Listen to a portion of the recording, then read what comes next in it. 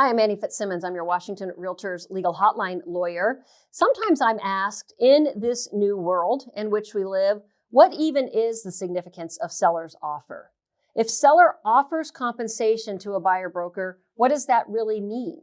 Does that mean that the seller is locked into that offer of compensation? If the seller offers 5 apples of compensation and then buyer makes an offer and says, I want seller to pay 5 apples of compensation to the buyer broker, can seller then back off and say, nope, just kidding, I'm only going to pay 2 apples of compensation? Can buyer and seller enter a purchase and sale agreement, reach mutual acceptance with seller agreeing to pay buyer broker 5 apples of compensation, but then when buyer submits their request for inspection concessions, and can seller then counter buyer's request for concessions by modifying the prior agreement to pay compensation to the buyer broker? These are the kinds of questions I've been getting lately, and I would love to give you a simple yes or no answer to this question.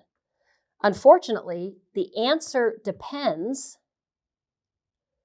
upon the MLS through which the property is listed. If the property is listed in the Northwest MLS so that the listing broker has used the Form 1A as their listing agreement, there is boilerplate language in Form 1A prohibiting a seller. You'll find this language in lines 65 through 67.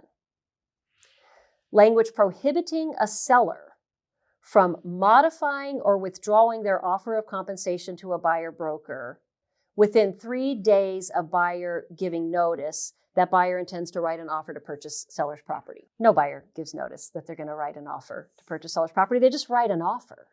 So the language still takes effect at that point and says once the buyer has made the offer, then seller, you cannot at that point withdraw or modify your offer of compensation. So if through the Northwest MLS, particularly Form 1A, the listing agreement, seller has offered 5 apples compensation to the buyer broker, and buyer claims those 5 apples by writing into paragraph 17B of Form 21 that seller will pay 5 apples compensation to buyer broker, then seller is obligated to pay 5 apples compensation to buyer broker at closing. And if buyer asks for concessions as part of the inspection contingency or at any other time in the transaction, seller is still prohibited from modifying or withdrawing the offer of compensation. So if buyer comes back and says, I need a new roof, seller would be prohibited.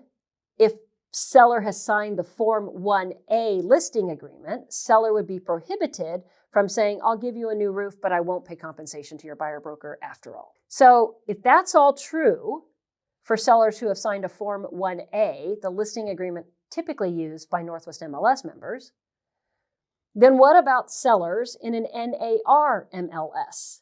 Those sellers have typically signed either a Form 1A SWF, which stands for statewide forms, or they've signed an RMLS listing agreement. And in either case, whether seller has signed a 1A SWF or they've signed an RMLS listing agreement, seller has not signed any boilerplate contract language obligating seller to pay compensation to a buyer broker because there is no boilerplate compensation language in 1A SWF or RMLS listing agreement. Instead, if the seller has made an offer of compensation, they've done so on a form or on language that's been added by the listing firm. And none of us know what that language might say, but it is unlikely that that language prohibits the seller from modifying or withdrawing the offer of compensation. It's possible that language exists, but it's not likely that it does in that format. So in that format, where seller has signed a 1A SWF listing agreement or an RMLS listing agreement, and the listing firm has added language so that the seller could make an offer of compensation to a buyer broker, if that's what the seller chose to do, and then the listing broker advertises through their website or social media anywhere other than their NAR MLS, because they're not allowed to publish seller's offer of compensation on their NAR MLS. So they published it somewhere else, or they've even communicated to the buyer broker directly, seller is offering 5 apples compensation. And then buyer makes an offer And in 17A, they write 5 apples.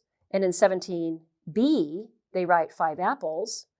And seller comes back in a counteroffer and strikes the 5 apples from 17B. Is seller prohibited from doing that?